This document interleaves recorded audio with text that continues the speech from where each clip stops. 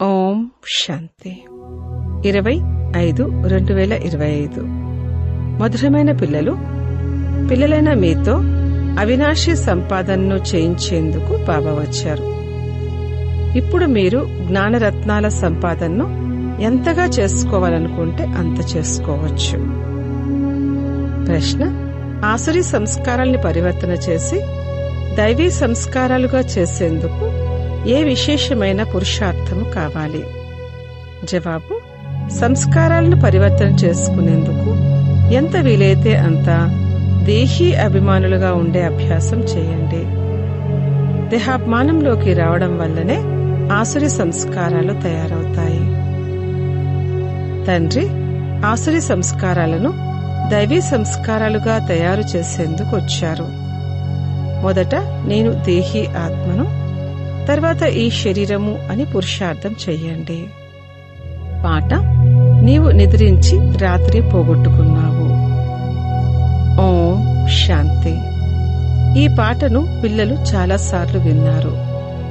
ఈ సమయాన్ని పోగొట్టుకోకండి అని ఆత్మిక పిల్లలకు ఆత్మిక తండ్రి సావధానపరుస్తూ ఉంటారు. ఈ సమయంలో చాలా గొప్ప సంపాదన చేసుకోవాలి. సంపాదన చేయించేందుకే తండ్రి వచ్చి ఉన్నారు. సంపాదన కూడా అనంతమైనది. ఎవరు ఎంత సంపాదన చేసుకోవాలనుకుంటే అంత చేసుకోవచ్చు. ఇది అవినాశి జ్ఞానరత్నాలతో జోలిని నింపుకునే సంపాదన. ఇది భవిష్యత్తు కొరకు. అది భక్తి, ఇది జ్ఞానము. ఎప్పుడైతే రావణ రాజ్యం ప్రారంభమవుతుందో అప్పుడు భక్తి మొదలవుతుందని మనుషులకి తెలియదు.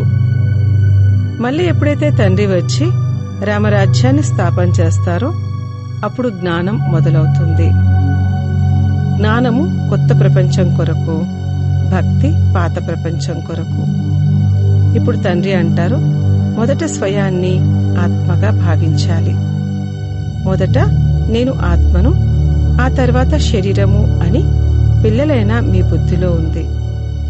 కానీ డ్రామా ప్లాన్ అనుసారంగా మనుషులందరూ రాంగ్ అయిపోయారు.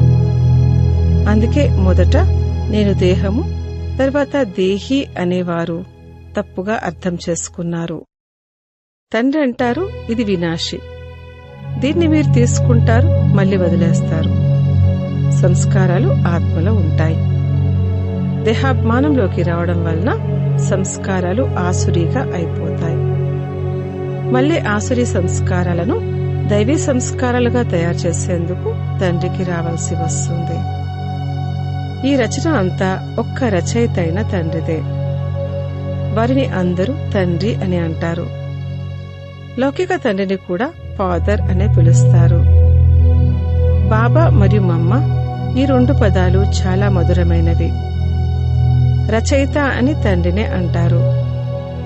వారు మొదట తల్లిని దత్తత తీసుకుంటారు, తర్వాత రచనను రచిస్తారు.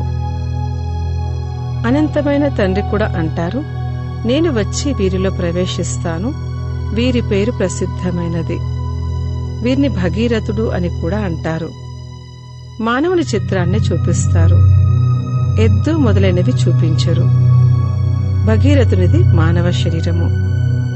తండ్రి వచ్చి పిల్లలకు తమ పరిచయాన్ని ఇస్తారు. మేము బాప్ దాదా వద్దకే వెళ్తాము అనే మీరెప్పుడు చెప్పండి. కేవలం తండ్రి అని అంటే వారు నిరాకారుడు అవుతారు. ఎప్పుడైతే శరీరాన్ని విడిచిపెడతారో అప్పుడే నిరాకార తండ్రి వద్దకు వెళ్ళగలుగుతారు. ఊరికే ఎవ్వరూ వెళ్ళలేరు. ఈ జ్ఞానాన్ని తండ్రే ఇస్తారు. ఈ జ్ఞానం తండ్రి వద్దనే ఉంది. ఇది అవినాశి జ్ఞానరత్నాల ఖజానా. తండ్రి జ్ఞానరత్నాల సాగరుడు. ఇది నీటికి సంబంధించిన విషయం కాదు. ఇది జ్ఞానరత్నాల భండాగారము. వారిలో జ్ఞానం ఉంది. నీటిని జ్ఞానము అని అనరు. ఏ విధంగానైతే మనుషులకు బ్యారిస్టర్, డాక్టర్కు సంబంధించిన జ్ఞానం ఉంటుందో అదే విధంగా ఇది కూడా జ్ఞానము. రచయిత మరియు రచనల ఆది మధ్యాంతాల జ్ఞానం మాకు తెలియదు అని ఋషులు, మునులు మొదలైన వారు ఈ జ్ఞానం గురించే అనేవారు. అది కేవలం ఒక్క రచయితకు మాత్రమే తెలుసు. వృక్షానికి బీజరూపుడు కూడా వారే. సృష్టి ఆది మధ్యాంతాల జ్ఞానం వారిలో ఉంది. వారెప్పుడైతే వస్తారో అప్పుడే వినిపిస్తారు. ఇప్పుడు మీకు జ్ఞానం లభించింది, కావున మీరు ఈ జ్ఞానముతో దేవతలుగా అవుతారు. జ్ఞానాన్ని పొంది ఆ తర్వాత ప్రారబ్ధాన్ని పొందుతారు. అక్కడ మళ్ళీ ఈ జ్ఞానం యొక్క అవసరం ఉండదు. అలాగని దేవతల్లో ఈ జ్ఞానం లేని కారణంగా వారు అజ్ఞానులు అని కాదు. అలా కాదు, వారు ఈ జ్ఞానముతో పదవిని పొందుతారు. బాబా రండి, మేము పతితుల నుండి పావనంగా ఎలా అవ్వాలి, అలా అయ్యేందుకు మార్గాన్ని మరియు జ్ఞానాన్ని తెలియచెయ్యండి అని తండ్రిని పిలుస్తూ ఉంటారు. ఎందుకంటే వారికి తెలియదు. ఇప్పుడు మీకు తెలుసు. ఆత్మలమైన మనము శాంతిధామం నుండి వచ్చాము. అక్కడ ఆత్మలు శాంతిగా ఉంటారు. ఇక్కడికి పాత్రను అభినయించేందుకు వచ్చారు. ఇది పాత ప్రపంచం అంటే తప్పకుండా ఒకప్పుడు కొత్త ప్రపంచంగా ఉండేది అని అర్థం. అదెప్పుడు ఉండేది, ఎవరు రాజ్యం చేసేవారు అనేది ఎవ్వరికీ తెలియదు. ఇప్పుడు మీరు తండ్రి ద్వారా తెలుసుకున్నారు. తండ్రి జ్ఞానసాగరుడు, సద్గతిదాత. బాబా మీరు వచ్చి మా దుఃఖాల్ని హరించండి, సుఖశాంతులను ఇవ్వండి అని వారినే పిలుస్తారు. ఆత్మకు తెలుసు, కాని తమో ప్రధానంగా అయిపోయింది. అందుకే మళ్లీ తండ్రి వచ్చి పరిచయాన్ని ఇస్తున్నారు. మనుషులకు ఆత్మ గురించి కాని పరమాత్మ గురించి కాని తెలియదు. పరమాత్మ అభిమానిగా అయ్యేందుకు ఆత్మకు జ్ఞానమే లేదు. ఇంతకుముందు మీకు కూడా తెలియదు. ఇప్పుడు జ్ఞానం లభించింది కావున తప్పకుండా ముఖము మనుషులది ఉండేది మరియు నడవడిక కోతివలే ఉండేదని మీరు భావిస్తారు. ఇప్పుడు తండ్రి జ్ఞానాన్నిచ్చారు, కావున మనం కూడా నాలెడ్జ్ఫుల్ గా అయ్యాము. రచయిత మరియు రచనల జ్ఞానం లభించింది. మనల్ని భగవంతుడు చదివిస్తున్నారని మీకు తెలుసు. మరెంత నష ఉండాలి. బాబా జ్ఞానసాగరుడు, వారిలో అనంతమైన జ్ఞానం ఉంది. మీరు ఎవరి వద్దకు వెళ్లినా సృష్టి ఆది మధ్యాంతాల జ్ఞానం ఏమిటి, కనీసం ఆత్మ అంటే ఏమిటో కూడా తెలియదు. తండ్రిని దుఃఖహర్త సుఖకర్త అంటూ స్మృతి కూడా చేస్తారు. మళ్ళీ ఈశ్వరుడు సర్వవ్యాపి అని అనేస్తారు. తండ్రి అంటారు, డ్రామానుసారంగా వారి దోషము కూడా ఏమీ లేదు. మాయ పూర్తిగా తుచ్చ బుద్ధి కలవారిగా చేస్తుంది. పురుగులకు మురికిలోనే సుఖం అనుభవమవుతుంది. మురికి నుండి బయటికి తీసేందుకు తండ్రి వస్తారు. మనుష్యులు ఊబిలో చిక్కుకొని ఉన్నారు. జ్ఞానం గురించే తెలియనప్పుడు ఏం చేయగలరు? ఊబిలో చిక్కుకొని ఉన్నారు. వారిని బయటికి తీయడం కూడా కష్టమవుతుంది. వారిని సగం ముప్పావు బయటికి తీసినా కాని మళ్లీ చేయి వదిలించుకొని పడిపోతారు. కొందరు పిల్లలు ఇతరులకు జ్ఞానాన్ని ఇస్తూ ఇస్తూ స్వయమే మాయ చెంపదెబ్బ తింటారు. ఎందుకంటే తండ్రి డైరెక్షన్లకు విరుద్ధంగా కార్యాలు చేస్తారు. ఇతరులను బయటికి తీసేందుకు ప్రయత్నిస్తూ వారే స్వయం పడిపోతారు. మళ్లీ వారిని బయటికి తీసేందుకు ఎంత కష్టపడవలసి వస్తుంది. ఎందుకంటే వారు మాయతో ఓడిపోతారు. వారిని వారి పాపమే లోపల తింటూ ఉంటుంది. ఇది మాయ యొక్క యుద్ధం కదా. ఇప్పుడు మీరు యుద్ధ మైదానంలో ఉన్నారు. అవి బాహుబలంతో యుద్ధం చేసే హింసాత్మకమైన సైన్యాలు. మీరు అహింసకులు. మీరు అహింస ద్వారానే రాజ్యాన్ని పొందుతారు. హింస 2 రకాలుగా ఉంటుంది. ఒకటి కామ ఖడ్గాన్ని ఉపయోగించడం మరియు రెండవది ఇతరులను కొట్టడం. ఇప్పుడు మీరు డబల్ అహింసకులుగా అవుతారు. ఈ జ్ఞాన బలం యొక్క యుద్ధం గురించి ఎవ్వరికీ తెలియదు. అహింసాని దేన్నంటారో ఎవ్వరికీ తెలియదు. భక్తి మార్గపు సామగ్రి ఎంత ఎక్కువ ఉంది. పతిత పావన రండి అని పాడుతారు కూడా. కాని నేను వచ్చి ఏ విధంగా పావనంగా చేస్తాను అనేది ఎవ్వరికీ తెలియదు. గీతలోనే పొరపాటు చేశారు. మనిషిని భగవంతుడు అని అనేశారు. శాస్త్రాలను మనుషులే తయారు చేశారు. గీతలోనే పొరపాట్లు చేశారు, మనిషిని భగవంతుడు అని అనేశారు. శాస్త్రాలను మనుషులే తయారు చేశారు, వాటిని మనుషులే చదువుతారు.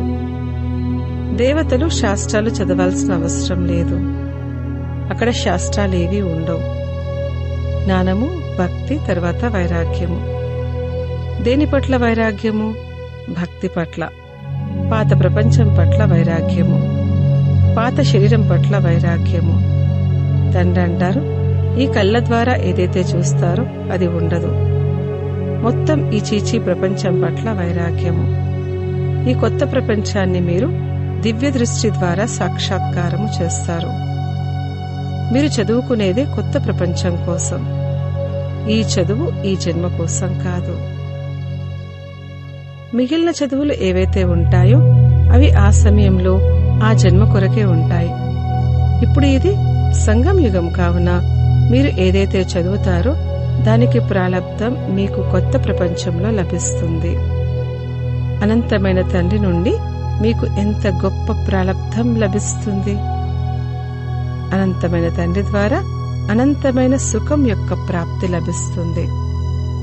కావున పిల్లలు పూర్తిగా పురుషార్థం చేసి శ్రీమతంపై నడవాలి. తండ్రి శ్రేష్టాతి శ్రేష్టమైన వారు. వారి ద్వారా మీరు శ్రేష్టంగా తయారవుతారు. వారు సదా శ్రేష్టంగా ఉంటారు. వారు మిమ్మల్ని శ్రేష్టంగా తయారు చేస్తారు. 84 జన్మలు తీసుకుంటూ తీసుకుంటూ మీరు భ్రష్టంగా తయారవుతారు.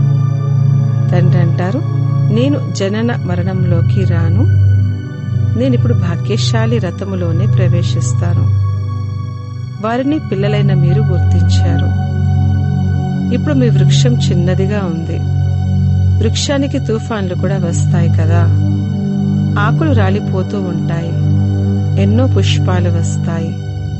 మళ్ళీ తుఫాను వచ్చినట్లయితే అవి పడిపోతాయి. కొన్నిటికి మంచి మంచి ఫలాలు వస్తాయి, కానీ మాయా తుఫాన్లు రావడంతో అవి పడిపోతాయి. మాయా తుఫాన్లు చాలా తీవ్రంగా ఉంటాయి. అటువైపు బాహుబలము, ఇటువైపు యోగ బలము అనగా స్మృతి బలము. మీరు స్మృతి అన్న పదాన్ని పక్కా చేసుకోండి. వారు యోగము యోగము అన్న పదం ఉపయోగిస్తూ ఉంటారు. మీరు చేసేది స్మృతి. మీరు నడుస్తూ తిరుగుతూ తండ్రిని స్మృతి చేస్తారు. దీన్ని యోగము అని అనరు. యోగము అన్న పదము సన్యాసులకి సంబంధించింది. అది చాలా ప్రసిద్ధమైనది. వారు అనేక రకాల యోగాలను నేర్పిస్తారు. తండ్రి ఎంత సహజంగా తెలియచేస్తారు. లేస్తూ కూర్చుంటూ నడుస్తూ తిరుగుతూ తండ్రిని స్మృతి చేయండి. మీరు అర్ధకల్పపు ప్రేయసీలు. మీరు నన్ను స్మృతి చేస్తూ వచ్చారు. ఇప్పుడు నేను వచ్చాను. ఆత్మ గురించి ఎవ్వరికీ తెలియదు. అందుకే తండ్రి వచ్చి అనుభూతి చేయిస్తారు. ఇవి కూడా అర్థం చేసుకోవలసిన చాలా సూక్ష్మమైన విషయాలు. ఆత్మ అతి సూక్ష్మమైనది మరియు అవినాశి. ఆత్మ వినాశనం అవ్వదు. అలాగే ఆత్మలో నిండిన పాత్ర కూడా వినాశనం అవ్వదు. ఈ విషయాలను మందబుద్ధి కలవారు కష్టంగా అర్థం చేసుకుంటారు. శాస్త్రాల్లో కూడా ఈ విషయాలు లేవు. పిల్లలైన మీరు తండ్రిని స్మృతి చేయడానికి చాలా కృషి చేయవలసి వస్తుంది. జ్ఞానం అయితే చాలా సహజం. వినాశకాలే ప్రీతి బుద్ధి మరియు విపరీత బుద్ధి అని స్మృతి గురించే అనడం జరుగుతుంది. స్మృతి బాగుంటే ప్రీతి బుద్ధి అని అంటారు. ప్రీతి కూడా అవ్యభిచారిగా ఉండాలి. నేను బాబాను ఎంత స్మృతి చేస్తున్నాను అని స్వయాన్ని ప్రశ్నించుకోవాలి. బాబాతో ప్రీతిని జోడిస్తూ జోడిస్తూ ఎప్పుడైతే కర్మాతీత అవస్థ ఏర్పడుతుందో అప్పుడు ఈ శరీరాన్ని విడిచిపెడతాము మరి యుద్ధం జరుగుతుంది అని అర్థం చేసుకుంటారు. ఎంతగా తండ్రి పట్ల ప్రీతి ఉంటుందో అంతగా తమో ప్రధానం నుండి సతో ప్రధానంగా అవుతారు. పరీక్ష ఒకేసారి ఉంటుంది కదా. ఎప్పుడైతే సమయం పూర్తవుతుందో అందరి బుద్ధి ప్రీతి బుద్ధిగా అవుతుందో ఆ సమయంలో వినాశనం జరుగుతుంది. అప్పటి వరకు గొడవలు మొదలైనవి జరుగుతూ ఉంటాయి. ఇప్పుడు మృత్యు ఎదురుగా ఉందని ఎవరో ప్రేరేపిస్తున్నారు, మా ద్వారా బాంబులు తయారు చేస్తున్నారు అని విదేశాల వారు కూడా భావిస్తారు. కాని ఏం చేయగలరు? డ్రామాలో నిశ్చయించబడి ఉంది కదా. వారి యొక్క విజ్ఞాన బలముతోనే వారి కులానికి మృత్యు తీసుకొస్తారు. పావన ప్రపంచంలోకి తీసుకువెళ్ళండి అని పిల్లలంటారు. మరి శరీరాలని ఏమైనా తీసుకెళ్తారా? తండ్రి కాలుడికే కాలుడు కదా. ఈ విషయాలు ఎవరికీ తెలియవు. వేటగానికి వేట, వేటకు మృత్యువు అని అంటూ ఉంటారు కదా. వినాశనం ఆగిపోవాలి, శాంతి ఏర్పడాలి అని అంటారు. అరే, వినాశనం జరగకుండా సుఖశాంతులు ఎలా స్థాపనవుతాయి? అందుకే చక్రం గురించి తప్పకుండా అర్థం చేయించాలి. ఇప్పుడు స్వర్గద్వారాలు తెరుచుకుంటాయి. గేట్వే టు శాంతిధామ్ సుఖధామ్ అన్నదానిపై కూడా ఒక పుస్తకాన్ని ముద్రించండి అని బాబా అన్నారు. దీని అర్థం కూడా వారు అర్థం చేసుకోరు. వాస్తవానికి ఇది చాలా సహజం. కాని కోట్లలో ఏ ఒక్కరో అర్థం చేసుకుంటారు. మీరు ప్రదర్శనలు మొదలైన వాటిలో ఎప్పుడు నిరాశపడకూడదు. ప్రజలైతే తయారవుతారు కదా. గమ్యం పెద్దది, ఇందులో శ్రమించవలసి ఉంటుంది. స్మృతిలోనే శ్రమ ఉంటుంది. అందులో చాలా మంది ఫెయిల్ అవుతారు. స్మృతి కూడా అవ్యభిచారిగా ఉండాలి. మాయ ఘడియ ఘడియ మరిపింపచేస్తుంది. శ్రమించకుండా ఎవ్వరూ విశ్వానికి యజమానులుగా అవ్వలేరు. పూర్తి పురుషార్థం చెయ్యాలి. మేము సుఖధామానికి యజమానులుగా ఉండేవారము. అనేక సార్లు చక్రంలో తిరిగాము. ఇప్పుడు తండ్రిని స్మృతి చెయ్యాలి. మాయ చాలా విఘ్నాల్ని కలిగిస్తుంది. బాబా వద్దకు సేవా సమాచారాలు కూడా వస్తాయి. ఈరోజు విద్వాంసుల మండలి వారికి అర్థం చేయించాము. ఈరోజు ఇది చేశాము అని. డ్రామానుసారంగా మాతల పేరు ప్రసిద్ధమవ్వాలి. మాతలను ముందుంచాలి అన్న ఆలోచన పిల్లలైన మీరు కలిగి ఉండాలి. ఇది చైతన్య దిల్వాడా మందిరము. మీరు చైతన్యంగా తయారవుతారు. తర్వాత మీరు రాజ్యం చేస్తూ ఉంటారు. భక్తి మార్గపు మందిరాలు మొదలైనవేవీ ఉండవు. అచ్చ, మధురాతి మధురమైన సికిలదే పిల్లలకు మాతాపిత బాప్దాదాల ప్రియ స్మృతులు మరియు గుడ్ మార్నింగ్. ఆత్మిక పిల్లలకు ఆత్మిక తండ్రి నమస్తే. ధారణ కొరకు ముఖ్య సారము. మొదటి పాయింట్, ఒక్క తండ్రిపై అవ్యభిచారి ప్రీతిని ఉంచుతూ ఉంచుతూ కర్మాతీత అవస్థను పొందాలి. ఈ పాత దేహము మరియు పాత ప్రపంచం పట్ల అనంతమైన వైరాగ్యం ఉండాలి. రెండో పాయింట్, ఏ కర్తవ్యము కూడా తండ్రి డైరెక్షన్లకు విరుద్ధంగా చేయకూడదు. యుద్ధ మైదానంలో ఎప్పుడు ఓడిపోకూడదు.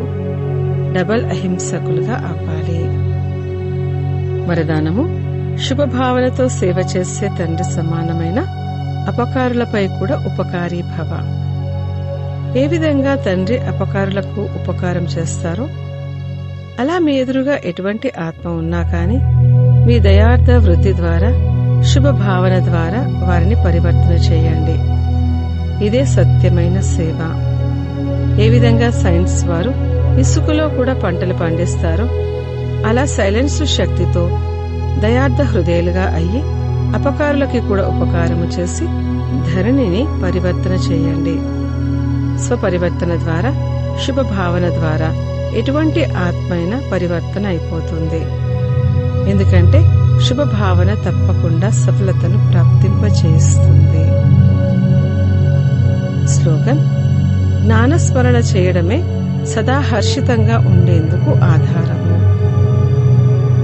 అవ్యక్త సూచనలు, ఆత్మిక రాయల్టీని మరి పవిత్రత యొక్క పర్సనాలిటీని ధారణ చేయండి.